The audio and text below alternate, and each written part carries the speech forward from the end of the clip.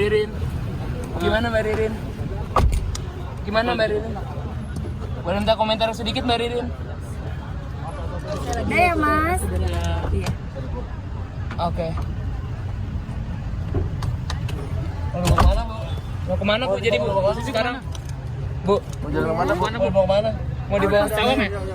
Saya ikut perintah komandan. Oke. Maaf ya Mas. Jadi yang dikenakan untuk kedua orang yang kita sudah naikkan status sebagai tersangka itu di pasal 60 dan pasal 62 Undang-Undang Psikotropika, Undang-Undang Nomor 5 Tahun 97. Itu ancaman hukumannya maksimal 15 tahun penjara. Ada lagi yang mau ditanyakan?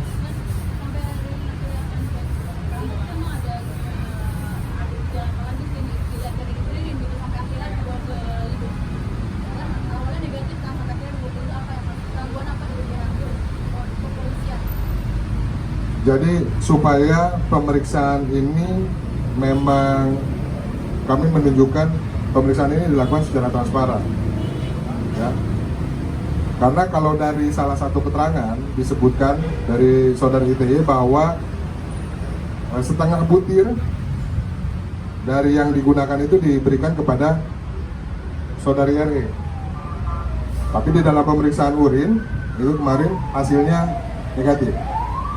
Ini mungkin kadarnya terlalu kecil atau hal-hal lain, maka itu untuk memastikannya apakah benar saudara RE ini menggunakan psikotropika atau tidak, itu kami adakan uji yang lain. Demikian, Pak. Sudah berapa lama ITE mengonsumsi narkoba sendiri? Ini masih dalam pemeriksaan kami.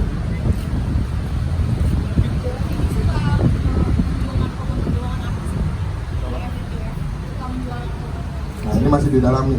Mungkin sebetulnya kemarin kalau boleh kami cerita, sebetulnya ini kan kasusnya sedang kami kembangkan. Tapi entah dari mana wartawan atau rekan-rekan media sudah mendengar informasi ini. Jadi memang waktu terekspos ini akan lebih sulit untuk penyidik melakukan pengembangan yang mendalam. Karena karakternya kasus narkoba itu melibatkan jaringan yang besar. Tapi kami mohon doanya, kami akan terus melakukan pengembangan kemana saja sebetulnya jalur peredaran narkoba ini.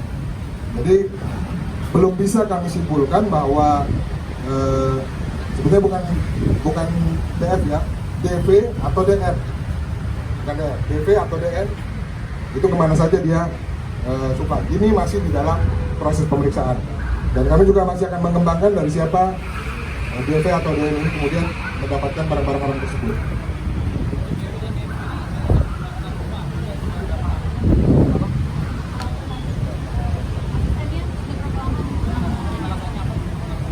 Ini masih dalam pendalaman kami, sudah berapa lamanya, alasan dia menggunakan narkoba itu masih dalam pendalaman kami. Nanti hasil pemeriksaan yang bisa kami sampaikan akan kembali kami beritakan kepada awak media.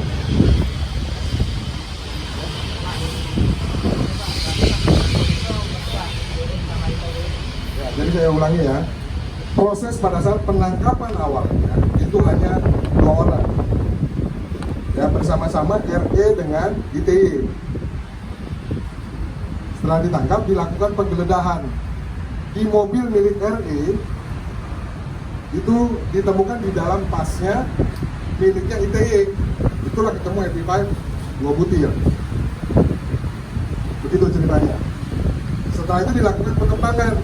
Dari mana ITY mendapatkan barangnya, siapa yang menyuplai kepada dia, itu dari DN atau DV itu. Ya, jelas ya Mas ceritanya. Ada lagi yang ditanyakan?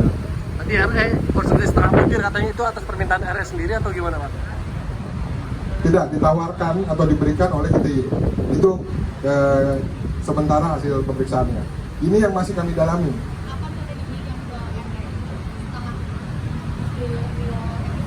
Setengah butir pil Happy Five. Itu kira-kira 2-3 hari sebelum diamankan.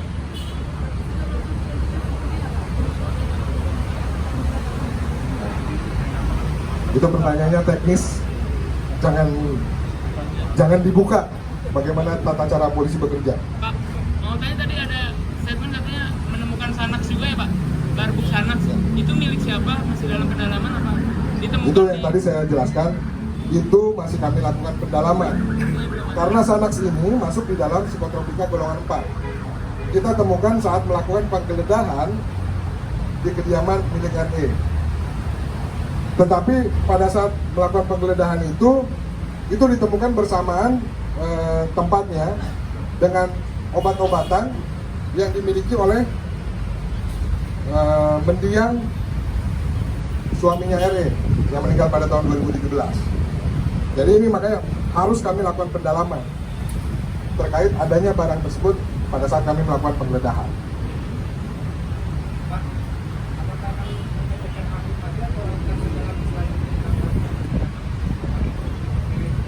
Sementara kita menunggu hasil itu untuk kami nanti bisa menentukan langkah-langkah selanjutnya. Nanti kami koordinasikan dengan BNN. Kalau kami sudah dapat informasinya, kami akan sampaikan kepada media. Pak, Cukup ya? Pak, Pak, Pak.